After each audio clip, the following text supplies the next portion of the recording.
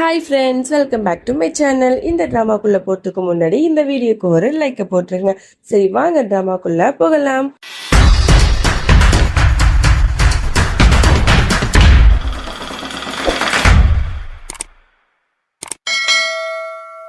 போன எபிசோட் லாஸ்ட்ல நந்தினியோட சாரியில நெருப்பு பிடிச்சிருக்கும். அவ ரொம்பவே பயந்துட்டு நிப்பா. அப்ப குணால் தான் அவளை காப்பாத்தி அவளை ஹக் பண்ணிருப்பான். அவன் என்னமோ கேரிங்கோட தான் ஹக் பண்ணிருப்பான். ஆனா இவளுக்கு ரொம்பவே ஃபீலிங்ஸோட அவனை ஹக் பண்ணிட்டு நின்றுட்டு இருப்பா. இந்த மாதிரி கூத்தெல்லாம் இங்க நடந்துட்டு இருக்க. இங்க அப்படியே மௌலியை காட்டுறாங்க. அவ குணால காணுங்கிறதுனால எங்க பார்த்தாலும் தேடி பார்த்துட்டு இருப்பா. சரி, நந்தினி வீட்டுக்கு போலாம் அப்படின்னு சொல்லிட்டு நந்தினியோட பிளாட்டுக்கும் வந்துடுறா. அவ கதவை திறந்து பார்த்து அவருக்கு பயங்கர ஷாக்கு. நம்மளும் நினைச்சிருப்போம் அவங்க ரெண்டு பேரையும் ஒன்னா பார்த்துட்டாலோ, கையும் களவுமா ரெண்டு பேரும் பிடிப்பட்டுட்டாங்களோ அப்படிங்கிற மாதிரி தான் நம்ம நினைப்போம். ஆனா அதுதான் நடக்கல. அவங்க ரெண்டு பேரும் எதுவுமே நடக்காத மாதிரி தனித்தனியா நிக்கிறாங்க. இதை பார்த்துட்டு குணால், நீ இங்கதான் இருக்கியா? அப்புறம் நந்தினி, எப்படி நீங்க ரெண்டு பேரும் இங்க இருக்கீங்க? அட்லீஸ்ட் ஒரு ஃபோன் பண்ணி சொல்லிருக்கலாம்ல அப்படின்னு சொல்லும் போது அப்பதான் அவ சொல்றா, இந்த மாதிரி நடந்த எல்லா விஷயத்தையும் நீ சொன்னேன்னு சொல்லிட்டு தான் நான் இங்க வந்தேன். அப்போ டோர் லாக் ஆயிடுச்சு. வெளிலன்னு யாராவது திறந்தா மட்டும் தான் வெளில போக முடியுற ஒரு சுச்சுவேஷன் வந்துருச்சு. அதனால வேற வழி இல்லாம நாங்க ரெண்டு பேரும் இங்கேயே இருந்தோம் அப்படிங்கிற மாதிரிலாம் சொல்றான். அப்புறம் நந்தினியை பார்க்கும்போது அவளோட சாரி ஒரு நெருப்பால எரிஞ்ச மாதிரி இருக்கும்ல, அதை பார்த்துட்டு உனக்கு என்னாச்சு அப்படின்னு கேட்க, இல்ல நான் கேண்டில்ஸ் ஏத்திட்டு இருந்தோம், அப்ப தெரியாம தீ பட்டுடுச்சு அப்படிங்கிற மாதிரிலாம் சொல்றான்.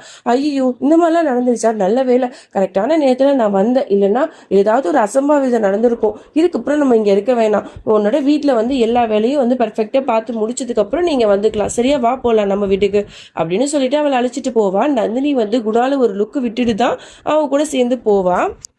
அதோட அடுத்த நாள் காட்டுறாங்க. எல்லாரும் ஆஸ் யூஷுவல் சாப்பிட்டுட்டு தான் இருக்காங்க. டைனிங் டேபிள்ல உட்காந்து நல்லா ஜாலியா பேசி சிரிச்சிட்டு இருக்கும் போதும் மௌலி சொல்லிட்டு இருக்கா, குணால், இப்போ என்னால் தனியாக போக முடியாது. ஸோ அதனால உனக்கு ஃப்ரீயாக இருந்தீங்கன்னா என்னை ட்ராப் பண்ணிடுறியா ஹாஸ்பிட்டலில் அப்படிங்கிற மாதிரிலாம் கேட்குறான்.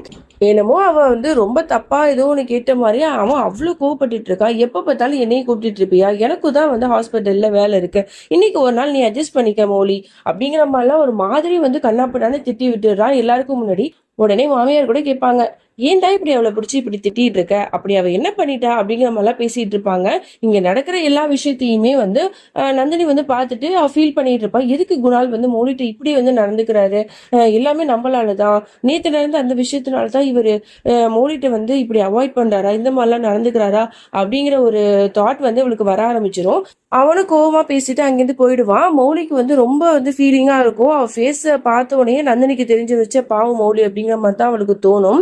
அதோட பாட்டிட்ட கேட்பா, என்ன இவங்க ரெண்டு பேரும் சண்டை போட்டுக்கிறாங்க, எப்போது இப்படிதானா அப்படின்னு கேட்க, அதெல்லாம் இல்லம்மா, என்னன்னு தெரியல, குணால் ரொம்பவே பாசமா இருப்பான் மௌலி மேல, இப்ப கொஞ்ச நாளா தான் இந்த மாதிரிலாம் பண்ணிட்டு இருக்கான் அப்படிங்கிற மாதிரி சொன்ன உடனே இவளுக்கு ரொம்பவே கில்ட்டி ஆகும்.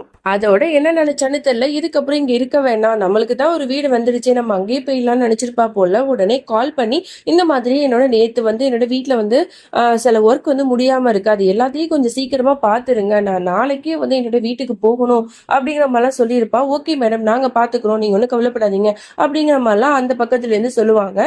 ஓகே, நம்ம போலான்னா அவ முடிவே பண்ணிட்டா போல. இங்க மௌலி எல்லா ட்ரெஸ்ஸையுமே எடுத்து வச்சிட்டு இருக்கா. குணால் பாப்பான், இவ எதுக்கு எல்லா ட்ரெஸ்ஸையும் எடுத்து வச்சிட்டு இருக்கா? ஒருவேளை நம்ம கோவமா பேசுனதுனால அம்மா வீட்டுக்கு போக போறாளுங்கிற மாதிரி யோசிச்சுட்டு, என்னாச்சு, என்ன ட்ரெஸ் இதெல்லாம், எங்க போற அப்படிங்கிற மாதிரிலாம் அவன் கேட்டே இருக்கான். அப்பதான் கரெக்டா நந்தினி வருவா. இல்ல குணால், நான் என்னோட வீட்டுக்கு போறேன், ஸோ அதனாலதான் எனக்கு ஹெல்ப் பண்ணிட்டு இருக்கா ட்ரெஸ் எல்லாம் எடுத்து வைக்கிறதுக்கு அப்படிங்கிற மாதிரிலாம் சொன்ன உடனே அவனுக்கு பயங்கர ஷாக் ஆயிடும். என்னடா அது, நந்தினி நம்மளை விட்டு மறுபடியும் போறாளா, இங்க இருந்தாதான் என்ன அப்படிங்கிற மாதிரி தான் அவனுக்கு தோணும். நான் எவ்வளவுதான் சொன்னேன், ஆனா நந்தினி இன்னைக்கே நான் போகணும் அப்படிங்கிற மாதிரி சொல்லிட்டு இருந்தா, அதனாலதான் அவளுக்கு பேக் பண்றதுக்கு நான் ஹெல்ப் பண்ணிட்டு இருந்தேன் அப்படின்னு சொல்லிட்டு உடனே நந்தினியை ஹக் பண்ணி அழுதுட்டு இருக்கா. ரெண்டு பேரும் எமோஷனலா ஃபீல் பண்ணி பேசுறாங்க. நீ உன் புருஷனை விட்டு வந்ததுக்கு அப்புறமா இந்த வீட்டுல தானே இருந்த, ஸோ நம்ம ரெண்டு பேரும் ரொம்பவே சந்தோஷமா இருந்தோம்ல, பட் நான் ரொம்பவே மிஸ் பண்ணுவேன் அப்படிங்கிற மாதிரி ரெண்டு பேரும் ரொம்ப எமோஷனலா ஷேர் பண்ணிட்டு இருக்காங்க.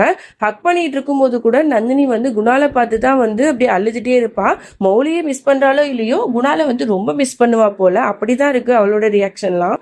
சரி நீங்க 2 பேரும் பேசிட்டு இருக்கீங்க, எனக்கும் வேலை இருக்கு, நான் போறேன் அப்படின்னு சொல்லிட்டு ரொம்ப ஃபீல் பண்ணி அழுதுட்டு அந்த இடத்த விட்டு போயிடுவா. இங்க குணாலுக்கு வந்து புரியும். ஆஹா, நந்தினி இப்ப போறானா நம்ம மௌலி கிட்ட கோவப்பட்டதுனால தான் இவ பண்றாளோ அப்படின்னு யோசிச்சு பார்த்துட்டு நம்மளும் ரொம்ப கோவப்பட்டோமோ அப்படின்னு அவனுக்கும் ஒரு மாதிரி ஃபீலா இருக்கும். உடனே வந்து குணால் வந்து மௌலியை பத்தி பேசிட்டு இருக்கான். அந்த பாரு மௌலி, நான் வந்து காலையில ரொம்பவே வந்து டென்ஷனா இருந்தேன், ஒரு பிரச்சனை.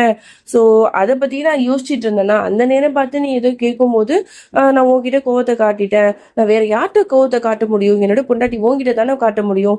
ஐ எம் ரியலி சாரி, உனக்கு ஹர்ட் ஆயிருக்குன்னு எனக்கு தெரியும் அப்படிங்கிற மாதிரிலாம் அவன் பேசிட்டு இருக்கும்போது அவளுக்கு கோவம் இருக்கும், மனசளவுல அவளுக்கு கோவம் இருக்கும். ஏன் கோவம் இருக்காதா? எல்லாருக்கும் முன்னாடியும் அவளை வந்து ரொம்ப திட்டி பேசியிருப்பான்ல.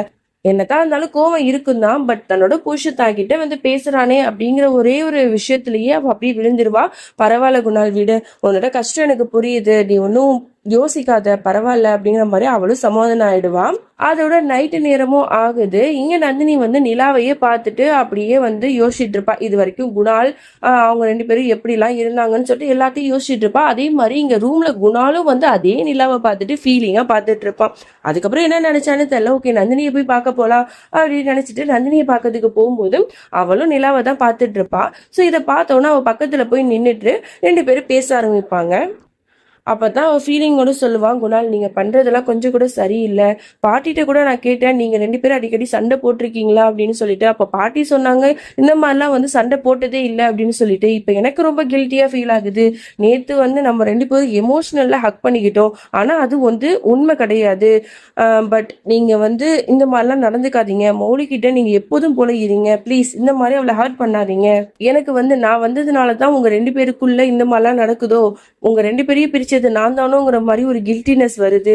அதனாலதான் வந்து இந்த வீட்டுல எனக்கு இருக்கிறதுக்கே ஒரு மாதிரியா இருக்கு.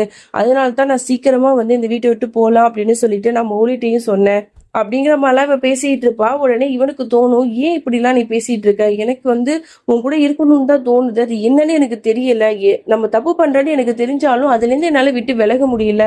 பட் நீ சொல்ற, பரவாயில்ல, நான் அதுக்கு சம்மதிக்கிறேன் அப்படின்னு சொல்லிட்டு ஃபீலிங்கோட அழுதுட்டே அங்கிருந்து போறான். அதோட தூரத்துல இருந்து 2 பேரும் அழுதுட்டே ஐ கான்டாக்ட்ல பார்த்துட்டு மறுபடியும் ஃபீல் பண்ணி நந்தினி வந்து இங்க அழுதுட்டே இருப்பா. அடுத்த நாள் ஆகும், நந்தினி வந்து வீட்டுக்கு கிளம்பிட்டா போல. பாட்டிட்ட மாமியார்ட்ட எல்லாத்திலையுமே வந்து ஆசீர்வாதம் வாங்கிட்டு போயிட்டு வரேன் அப்படின்னு சொல்லிட்டு வீட்டுக்கு கிளம்புறா. மௌலி தான் போய் அவளை கூட்டிட்டு போய் விட போறா போல. அவ வந்து பிளாட்டுக்கு போற அந்த நேரத்துல இங்க சைக்கோ பையில தான் காட்டுறாங்க. அவ அந்த லாயர்கிட்ட கேஸ் விஷயமா தான் பேசிட்டு இருக்கான். அப்ப வந்து மௌலி நந்தினி 2 பேரும் அந்த பிளாட் உள்ளாக்க போறதை இவன் கவனிச்சிருவான். இவளும் 2 பேரும் இங்கிட்ட பண்றாளுங்க. அப்ப ஏதோ ஒண்ணு இருக்கு, ஒருவேளை நந்தினி இங்கதான் ஸ்டே பண்ணிருக்காளோ அப்படிங்கிற மாதிரி வந்து அதை தெரிஞ்சுக்கணுங்கிறதுக்காக பார்த்துட்டே இருப்பான். வாட்ச்மேன்ட்டையும் போய் கேட்பான், ஆமா அங்க 2 பொண்ணுங்க போறாங்களே, அவங்கள பத்தி சொல்லுங்க, இந்த பிளாட்ல அவங்க 2 பேர்ல யார் இருக்கா அப்படின்னு சொல்லிட்டு எல்லாம் விசாரிச்சுட்டு இருப்பான். உடனே அந்த வாட்ச்மேன்காரர், இந்த பாருங்க சார், இந்த மாதிரிலாம் வந்து என்கிட்ட கேட்டுட்டு இருக்காதீங்க, நான் என்னோட வேலைக்கு வந்து நான் உண்மையா இருப்பேன், அதனால நீங்க யாரு என்னன்னே தெரியாதப்ப நாங்க எப்படி இவங்களை பத்திலாம் நாங்க சொல்ல முடியும், அதெல்லாம் சொல்ல முடியாதுங்கும் போது உடனே காசு கொடுத்து மயக்க பாக்குறான். இதெல்லாம் நல்ல முடியாது, இப்ப போறீங்களா இல்ல நான் வந்து என்னோட சார்ட்ட சொல்லிடுவா அப்படிங்கிற மாதிரிலாம் வந்து கோவப்பட்ட உடனே போடா அப்படின்னு சொல்லிட்டு அவனும் அங்கிருந்து கோவமா போயிடுவான். இங்க வீட்டுக்குள்ள தேங்கெல்லாம் உடைச்சு 2 பேரும் உள்ளாக்க போவாங்க. அவளை நல்லபடியா விட்டுட்டு நான் போறேன் அப்படின்னு சொல்லிட்டு மௌலி வெளில போயிடுவா. சோ மௌலி வெளில வரதை பார்த்துக்கிட்ட அந்த சைக்கோ பையன் ஒரு கிரிமினலான ஒரு பிளானை போடுறான். இங்க நந்தினி வந்து வேலை பார்க்கறதுக்கு ஆள்லாம் வந்து கூப்பிட்டுருப்பா போல. ஸோ நிறைய பேர் வந்து ஒரு 4-5 பேர்கிட்ட வந்திருப்பாங்க. அந்த 4-5 பேர்ல ஒரு ஆளா அந்த யூனிஃபார்ம் போட்டிக்கிட்டு அந்த சைக்கோ பையன் நந்தினி வீட்டு உள்ளாக்க வந்துடுறான். அவன் ஃபேஸை மறைச்சிட்டு வர்றதுனால நந்தினிக்கு இவன் தான் அப்படிங்கிறத கண்டுபிடிக்க முடியல. ஸோ அங்க வந்து ஒரு அலமாரி இருக்கு, ஸோ அதை போயிட்டு நீங்க வந்து கொஞ்சம் சரி பண்ணுங்க அப்படின்னு சொல்லிட்டு இவன் வந்து கால் பண்ணி யார்ட்டையோ பேசிட்டு இருக்கான். அந்த நேரம் பார்த்து இந்த சைக்கோ பையன் அப்படியே இவ பின்னாடி நெருங்கி வரான். இது வந்து அவளுக்கு ஒரு மாதிரி வந்து ஃபீல் ஆகுது, யாரும் நம்ம பின்னாடி இருக்காங்களோ அப்படின்னு சொல்லிட்டு டக்குன்னு திரும்பி பார்ப்பான். அங்க பார்த்தா அந்த வேலை செய்யற ஒரு பையன் தான் இருக்கான் போல அப்படின்னு சொல்லிட்டு அது கேஷுவலா எடுத்துட்டு விட்டுருவா. அப்போ வந்து அந்த சைக்கோ பையன் வந்து அந்த 4 ஆளுங்க வந்தானுங்கல்ல, அவனுங்களும் இவனோட ஆளு தான் போல. உடனே கண்ணால நீங்களாம் போங்கடா அப்படிங்கிற மாதிரி கண்ணைசைவுல வந்து சொல்லுவான். உடனே அதை புரிஞ்சுக்கிட்டு அவனுங்கெல்லாம் அங்கேருந்து போயிடுவாங்க. இங்க அந்த சைக்கோ பையன் மட்டும் தனியா இருப்பான், கதவை சாத்திட்டம். இங்க நம்மளோட நந்தினி வந்து கால் பண்ணி பேசிட்டு இருப்பா இல்லையா, நந்தினிக்கு பின்னாடி இவன் நின்றுட்டு அப்படியே பேச ஆரம்பிக்கிறான். உன்னை வந்து நான் கண்டிப்பா சும்மா விட மாட்டேன், எனக்கு டிவோர்ஸ் கொடுத்துட்டு நீ ரொம்ப சந்தோஷமா மூவ் ஆனாலான்னு பாக்குறியா, எனக்கு கிடைக்காத நீ வேற யாருக்குமே கிடைக்க கூடாது அப்படின்னு சொல்லிட்டு ஒரு கத்தி மாதிரி அதைய கையில வச்சிருக்கான். என்ன பண்ண போறான்னு தெரியல. ஸோ இது எல்லாத்தையும் தெரிஞ்சுக்கணும் அப்படின்னா கண்டிப்பா நீங்க நாளைக்கு வரைக்கும் வெயிட் பண்ணணும். நான் சொன்ன மாதிரி இந்த ட்ராமா பிடிச்சவங்க எல்லாருமே வாட்ஸ்அப் குரூப்ல ஜாயின் பண்ணிக்கோங்க. ஸோ அதில் நான் நிறைய எடிட் பண்ணி போட்டுட்டே இருக்கேன். ஸோ உங்க எல்லாருக்கும் கண்டிப்பா பிடிக்கும். ஏன்னா இந்த ட்ராமா இனிமே வர சின்ன சின்ன சீன்ஸ், வீடியோ கிளிப்ஸ் எல்லாமே நான் அதில் தான் ஆட் பண்ணிட்டு இருக்கேன். ஸோ நிறைய ஃப்ரெண்ட்ஸ் ஜாயின் பண்ணியிருக்கீங்க. ஸோ உங்க எல்லாருக்குமே ரொம்ப ரொம்ப தேங்க்ஸ். நெக்ஸ்ட் வீடியோல சந்திக்கிறேன். அது வரைக்கும் என்னோட காத்திருங்கள். பாய்.